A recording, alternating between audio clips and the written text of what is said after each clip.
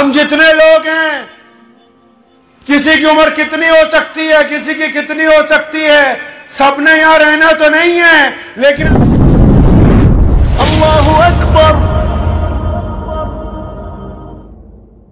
एक बात सच्ची सच्ची बताऊं आपको, है बहुत हकीकत, थोड़ी सी कड़वी।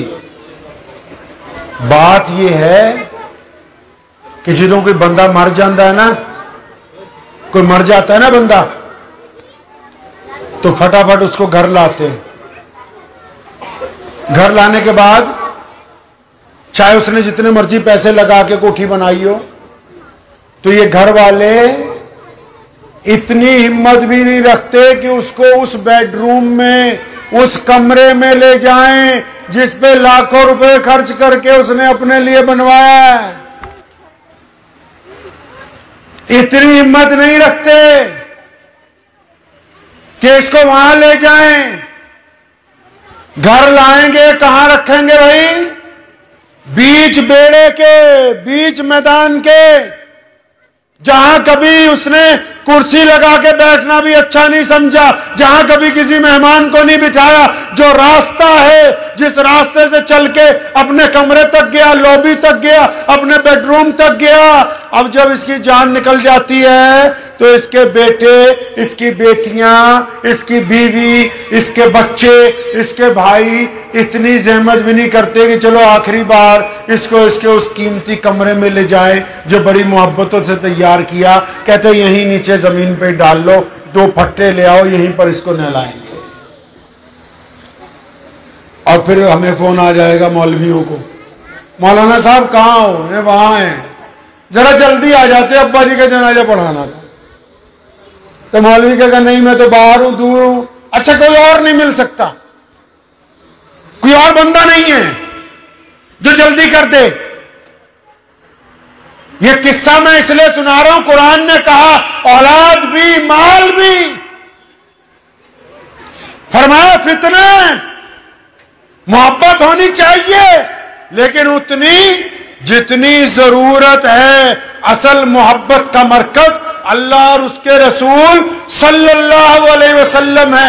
ये देख लो मोहब्बतों का नतीजा, तुम्हारी जान निकलती है वो औलाद जिसके लिए ठगियां मारी, जिसके लिए लोगों से लड़ते रहे, जिसके लिए प्लाट बनाते रहे, जिनके लिए कोठियां बनाई, जिनको कारें खरीद के दी, जिनको बेहतरीन मोबाइल खरीद के दिए, जिनके मुंह में गोश्त के लुकमे तोड़ तोड़ के डालते रहे, जिनके लिए अपना पेट काटा, जिनके लिए खुद भूखे रहे, जिनको अच्छे स्कूलों में पढ़ाया, जिनको दूर मदरसों में मिन्नत करके पढ़ने छोड़ के आए, आज जब जान निकली बस 1 मिनट में ही आंखें फेर गए कि बस जल्दी करो, जितनी जल्दी हो सकता है। अगर किसी रिश्तेदार का फोन भी आया क्या भाई इतनी देर जनाजा नहीं रख सकते क्योंकि इस्लाम का हुक्म है, फटाफट इसको कब्रिस्तान पहुंचा दो। तो पैसे किसके लिए इकट्ठे किए थे भाई? ठगी किसके लिए मारी थी? बेईमानी किसके लिए की थी? मेरा पूत है, मेरी धी है, अजी मैं तो इनके पीछे ये कर दूंगा, वो कर दूंगा। मौलाना सलमान मिसबाही साहब मदजिल्लू को मैं एक दिन सुन रहा था, फरमाने लगे एक बहुत रईस आदमी, करोड़पति आदमी का इंतकाल हो गया, मेरा दोस्त था, फरमाते मैं उसके घर गया, जिन नमाज़े जनाजा से पहले गुसल की तैयारी थी, तो इतनी मोहब्बत थी, हज़रत खुद गुसल देने लगे। तो गुसल देने जब लगे ना, तो जो स्वेटर उस बंदे ने पहना था उसकी मालियत 2.5 लाख रुपए थी, इतना अमीर आदमी।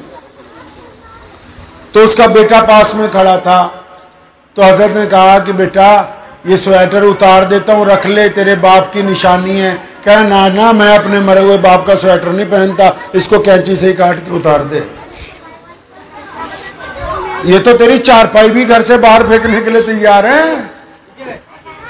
कपड़े भी। अम्मा कहे सारा दिन ना ना मैंने बहुत पैसे खाते में रखे, किसके लिए रखे भाई? किसके लिए रखे? जो दोबारा कब्रिस्तान भी नहीं जाए सारा साल और खुद कुरान भी ना पढ़ा। कुरान पढ़ने के लिए भी हम जैसे मौलवियों के पास आ गए कि अजी हजरत जी बस कुरान खत्म करा दियो। एक बात बताओ, अब्बे का किसी का इंतकाल हो जाए, कुरान हम पढ़ दें? ये मदरसे के बच्चे बैठे हैं, ये मैं इसलिए किस्सा नहीं सुना रहा कि मैं किसी मदरसे की बुराई कर रहा हूं, इसलिए कह रहा हूं जो बच्चे हैं नादान हैं, तुम हमें ले जाओ, जो छोटे छोटे बच्चे हैं उन्होंने पारा पढ़ देना है तुम्हें। हाँ जी, वो तो कहेंगे बेहतरीन कोरमा बिरयानी तैयार हो रही कि नहीं हो रही। कुरान कौन पढ़ के बख्शेगा? कौन कुरान पढ़ के बख्शेगा?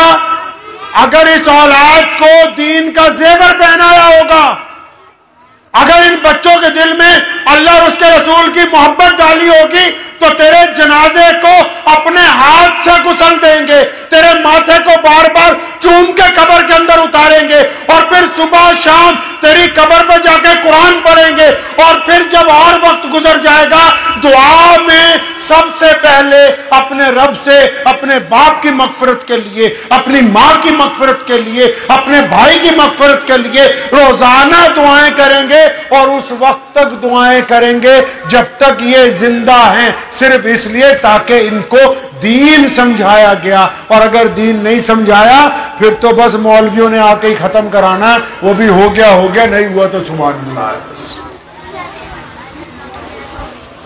तो कहने का मकसद मेरा आपसे ये कि हम अपनी प्रैक्टिकल लाइफ जो है, जाती जिंदगी, इसमें दीन को लेके लाएंगे इंशाअल्लाह। ये मस्जिद बनेगी तो पता लगे कि इसके नमाजियों में मोहब्बत है, अपने इमाम की इक्तदा करते हैं, एहतराम करते हैं। पता लगे कि इस मस्जिद के दरवाजे तक कोई मोहल्ले का गरीब पहुंच जाता है तो उसकी बेइज्जती नहीं की जाती। इस मस्जिद के दरवाजे तक इस इलाके का कोई बीमार पहुंच जाए तो उसकी मदद के लिए अस्पताल तक रकम जमा कराने के लिए ये जाते हैं। पता लगे कि इस मस्जिद वाले अगर दीन पे कोई बात आ जाए, इस्लाम पर कोई हर्फ आ जाए, अगर किसी अपने को तकलीफ पहुंच जाए तो सारे काम छोड़ के उस भाई की मदद के लिए इकट्ठे हो जाते हैं। अगर इस अंदाज के साथ हम अपनी मस्जिद के नमाजी बनेंगे तो ये नमाजें अल्लाह के हुजूर उसी वक्त कबूल होंगी इंशाअल्लाह। समझे कि मस्जिद सिर्फ नमाज के लिए, नमाज इसलिए रखी मस्जिद में क्योंकि नमाज से ताकतवर कोई अमल ही नहीं। इस्लाम में नमाज इसलिए फर्ज की, नमाज ही की जमात इसलिए बनाई, नमाज में ही इमामत इसलिए रखी, नमाज के लिए ही अजान इसलिए रखी कि नमाज से ताकतवर अमल इस्लाम में कोई नहीं। ये इतना ताकतवर अमल है जो जानी को मुत्तकी बना सकता है, ये इतना ताकतवर अमल है जो चोर को नियाजमंद बना सकता है, ये इतना ताकतवर अमल है जो बददियानत को ईमानदार बना सकता है, ये इतना ताकतवर अमल है जो फकीर को बादशाह बना सकता है। इस्लाम में सबसे ताकतवर अगर कोई अमल है तो वो नमाज है। इसीलिए तो नमाज को मस्जिद का मरकजी रुकन बनाया गया कि आओ अब इस नमाज के बहाने अच्छे बनेंगे, इस नमाज के सदके हम नेक बन जाएंगे, इस नमाज की वजह से इज्तिमाइयत बनेगी, इस नमाज की वजह से भूखों की मदद होगी, इस नमाज की वजह से आपस में प्यार होगा, इस नमाज की वजह से एक दूसरे से दीन की बातें करेंगे, इस नमाज की वजह से भूखों का ख्याल रखेंगे। अगर ये वाला अमल छूट जाए तो फिर मस्जिद की मरकजियत सिर्फ एक इमारत है, उससे ज्यादा और कुछ नहीं। तो मस्जिद को मस्जिद बनाने के लिए मस्जिद वालों का अच्छा बनना, मस्जिद वालों का सुन्नत के मुताबिक चलना निहायत जरूरी है। मस्जिद के खादिमों पे ये बात लाजिम है कि वो लोगों को ताना ना मारे, वो लोगों से तलखी में बात ना करें, वो लोगों को परेशान ना करें, वो अपनी मर्जी लोगों पर थोपने की कोशिश ना करें, वो बच्चों को मस्जिद से बाहर ना भगाएं, वो इस अंदाज से इतनी मोहब्बतों के साथ हर एक आने वाले के सामने अपने आप को इस तरह पेश करें कि बंदे को लगे कि वाकई अल्लाह के घर का ये खादिम हमसे मोहब्बत करने वाला है। और जब बंदा अल्लाह के मेहमान का इस्तकबाल उसकी शान के मुताबिक करता है तो फिर बंदा जब अल्लाह के मेहमान का इस्तकबाल उसकी शान के मुताबिक करता है, तो ऐसे इमाम को, ऐसे मुतवल्ली को, ऐसे प्रधान को, ऐसे मेंबरों को अल्लाह अपने दोस्त बना लेते हैं। और कुरान ने कहा कि जिन्होंने यारी रब नाल ला लई उन्होंने हुण डरन दी जरूरत नहीं है। जो अल्लाह के दोस्त हो गए उनको, जो अल्लाह के दोस्त हो गए उनको डरने की जरूरत नहीं है। तो इस बात को ज़हन नशीन कर लें।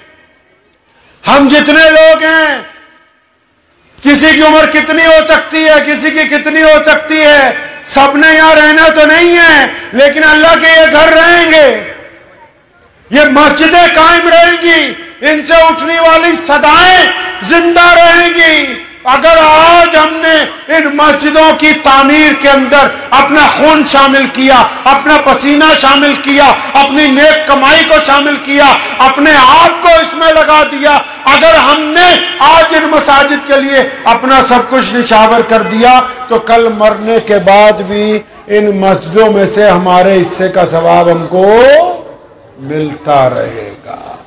मुझे उम्मीद है कि आपको ये वीडियो पसंद आई होगी। अगर पसंद आई हो तो ये आप अपने दोस्तों के साथ शेयर करें और इस चैनल को सब्सक्राइब जरूर करें।